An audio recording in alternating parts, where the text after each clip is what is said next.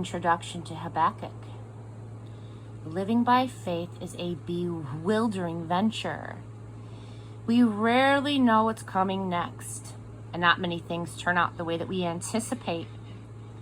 It is natural to assume that since I am God's chosen and beloved, I will get favorable treatment from the God who favors me so extravagantly. It is not unreasonable to expect that from the time that I became his follower, I will be exempt from the dead ends, muddy detours, and cruel treatment from the travelers that I meet daily who are walking the other direction. That God followers don't get preferential treatment in life always comes as a surprise. But it's also a surprise to find that there are a few men and women within the Bible who show up alongside us at such moments.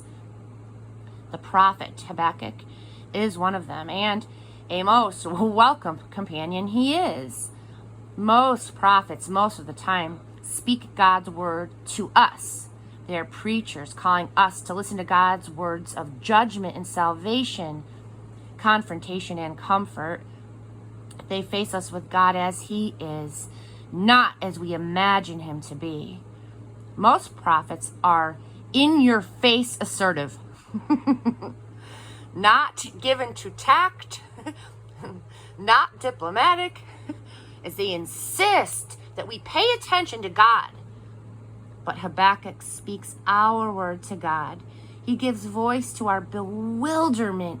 He articulates our puzzled attempts to make sense of things and faces God with our disappointment with God.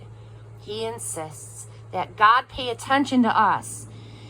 And he insists with a prophet's characteristic, no-nonsense bluntness. The circumstance that aroused Habakkuk took place in the 7th century BC.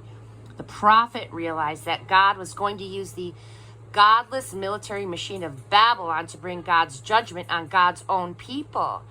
Using a godless nation to punish a godly nation, it didn't make sense, and Habakkuk was quick and bold to say so. He dared to voice his feelings that God didn't know his own God business. Not a day has passed since then that one of us hasn't picked up and repeated Habakkuk's bafflement. God, you don't seem to make sense. But this prophet companion who stands at our side does something even more important.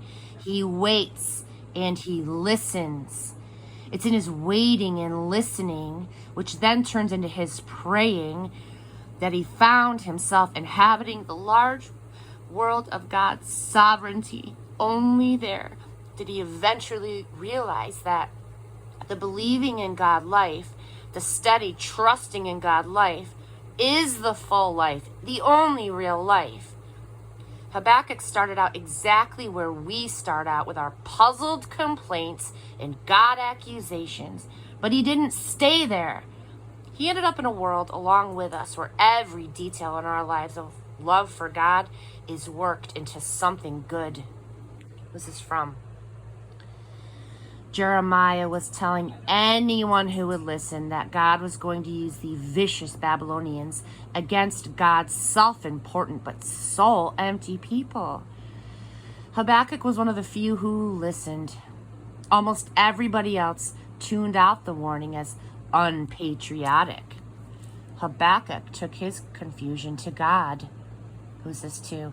We don't know whether Habakkuk made his wrestling public before the Babylonians did their worst, but certainly after the carnage was over and God's people were prisoners of war in Babylon, they shared his confusion and horror. Their nation was demolished. Had God abandoned them? Was he defeated? They desperately needed Habakkuk's hard-won and never sugar-coated trust. When was this written? It was written about 626 through 600 BC. Far away, Greece was on the rise. Sparta was the largest of the Greek city-states. While Athens admired philosophy, music, and art, Sparta admired good soldiers. At age 7, boys went to military training camps where they stayed isolated from girls and women until age 20. Then they took a test of bravery and skill. If they passed, they became full citizens with voting rights, but continued to live in barracks, visiting their wives only periodically to produce more baby soldiers. If they failed the test, they were disgraced. To Spartans, a real man could take a load of pain without a word of complaint. They would have thought Habakkuk was a whiner. Meanwhile, girls were raised to be strong and athletic so that they could someday bear healthy sons. Spartan men didn't think much of girls.